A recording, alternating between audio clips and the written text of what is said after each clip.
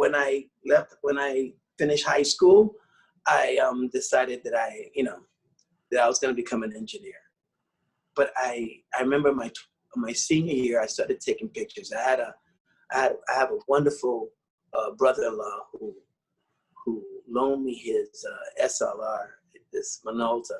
And I started making pictures, and people started noticing, man, you have a really, really good eye. The way you see things, the way you not only position things, but you're able to get moments between moments that are rendered very interestingly. So I said, kind of threw it off. And I remember watching James at 15. It was about this young boy. It was on PBS. And it was about this young boy who was from the country and who loved making pictures and went to an art school in New York, and kind of his reaction to being and trying to navigate this new world, at the same time bringing his upbringing to this new space. And I kind of felt like him, I kind of felt, that they kind of felt out of place, the ugly duckling. But, my dad always told me, your crown has been paid for, so wear it well. He said, any space that you breathe in, any place that you plant your feet, you should own. And he didn't only say it, he practiced it. Every time we would go out, we would be the only Black family for miles at times.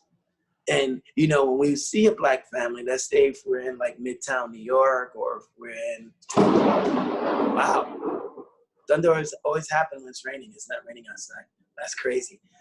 If we were in Midtown New York, if we're in Philadelphia, if we went to Natural History Museum, or ice skating in Rockefeller Center, he said, you need to be comfortable.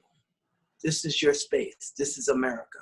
And when we got the smirks and we got, the looks, the side eye, because, people would see me and they would think my mom was taking care of me. She didn't work, and they couldn't quite put it together how someone so white can have such a dark kid. And I'm the darkest one in the family. So, but he said, don't worry about that. Don't worry. He says, your crown has been paid for, and he was, in 68, he wept when Martin Luther King was slain. When Robert F. Kennedy, he wept.